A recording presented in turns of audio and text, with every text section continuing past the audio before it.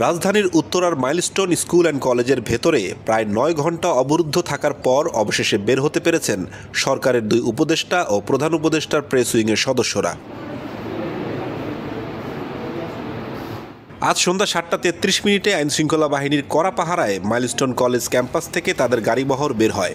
গাড়িগুলো milestone college campus থেকে বের হয়ে দিয়াবাড়ি সংলগ্ন মেট্রো রেল ডিপো দিয়ে বের হয়ে যায়। ক্যাম্পাসের বাইরে অবস্থানরত বিক্ষুব্ধ শিক্ষার্থীদের এ সময় বিভিন্ন স্লোগান দিতে দেখা যায়। যে কোনো অপ্রীতিকর ঘটনা এড়াতে আইনশৃঙ্খলা বাহিনীকে কঠোর অবস্থানে থাকতে দেখা যায়।